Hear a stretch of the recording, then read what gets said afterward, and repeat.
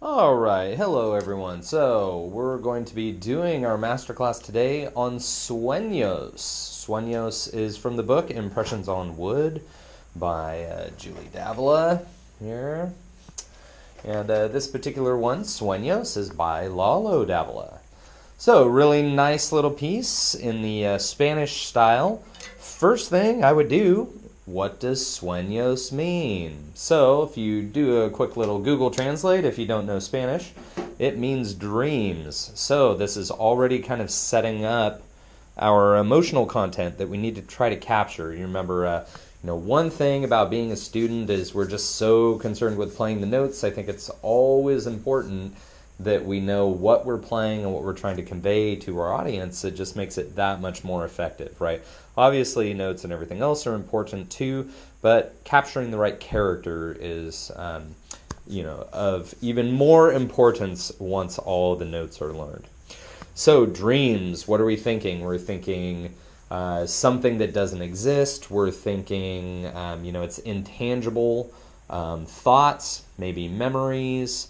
For me, how does that translate to what I do on the instrument? Well, I'm going to go with a set of mallets that's a little bit softer maybe than things that I usually use. So I have the Katarzyna Michka line for Marimba 1 right here. I'm going to be starting with the number 7 in the mallet 1 position and then going straight down 7, 6, 5, 4, all the way up through mallet 4. So what this is going to do is these mallets are a little bit heavier than I really recommend for like a Stevens technique player like myself. But this piece is slow enough that the added weight of these mallets really brings a richness to the tone.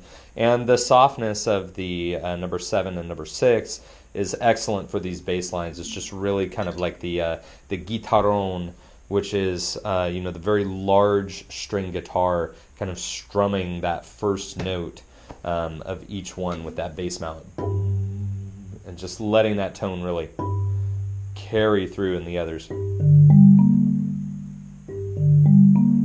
Okay, so we've got some really great sounds going on with these mallets. Now the top mallet, the number 4, you can hopefully hear how much more attack it has than the number 5. So I'm doing this on purpose instead of maybe using 2 5s up here, because the melodic line a lot of times is in this mallet 4, so it helps to kind of differentiate where the melody is versus some of the others. So that's some basics. Okay, now in the opening here we have 2 directives. One is passionato, with passion. The other is rubato. So rubato meaning that time is flexible. So it's really important that even in these first 4 notes that you have, do not play them all equally, because you're going to set up the wrong mood from the very beginning. We want to really have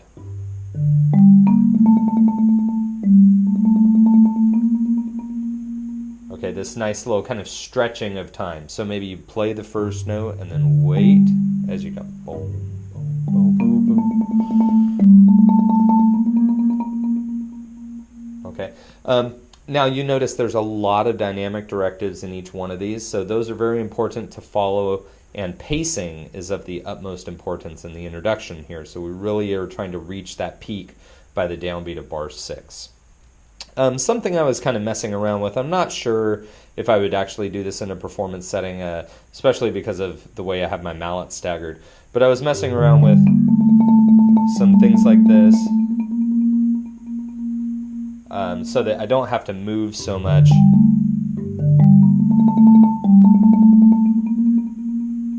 But the difference between these 2 mallets I think is just too much. You can really hear there. So probably keeping them on the middle too though.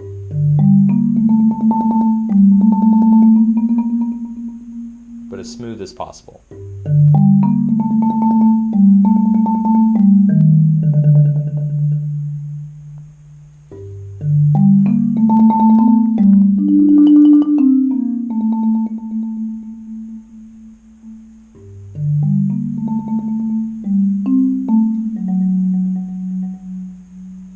and then the groove.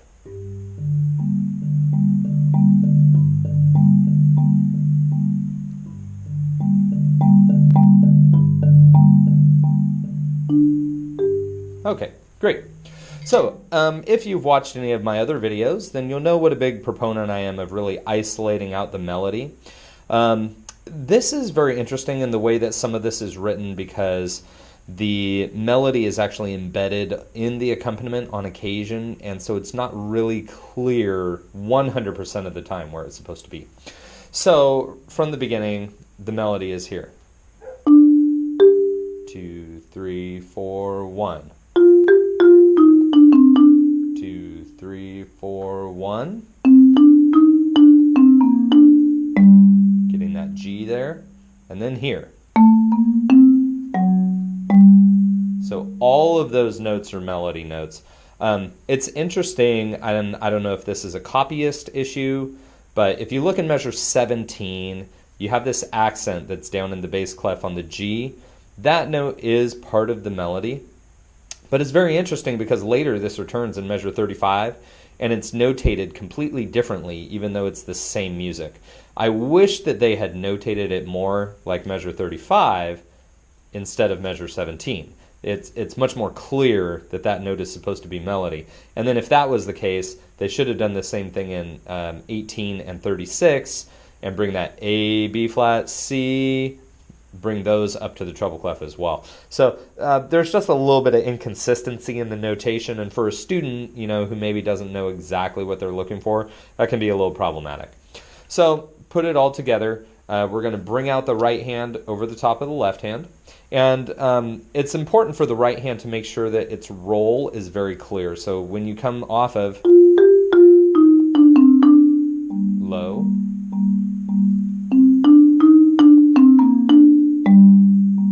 low, low.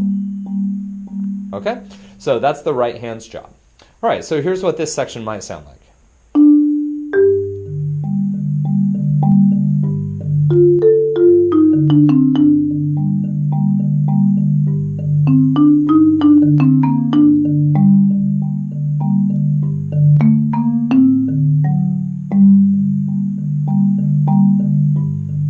Okay, so you get the idea there. Just very clear where the melody is supposed to be. And if you listen to a lot of Spanish guitar pieces, they would very much be voiced in the same way with just light strumming going on, or some kind of split rhythm going on, but a very, very clear melody. So for me, that's what I'm trying to capture. Expressivo, I think, implies that you have a lot of room for dynamic variation, maybe even still some tempo push and pull, and then cantabile, meaning in a singing style. So if you have to think about someone singing over the top of a band, it'll be very clear that there's one voice going on and then an accompaniment figure. So those two directives really help me to inform how I play the opening of this.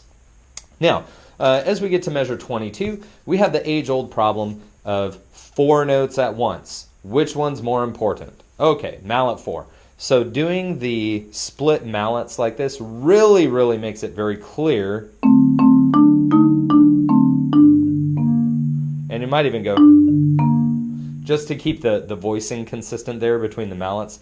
Just one option. I kind of like that.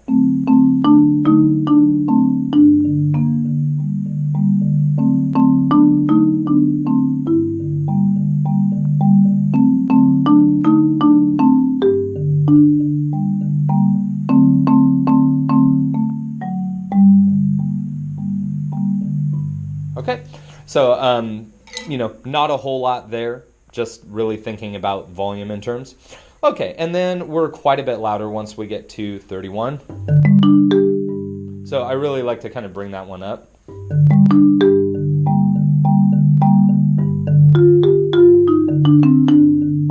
And here, I think because it's the second time through, I'll probably be just a little more strict with the tempo.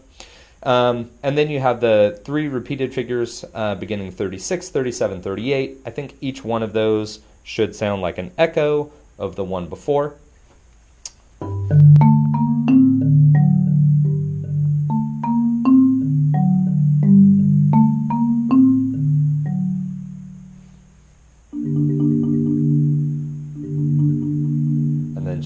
dying away at the end.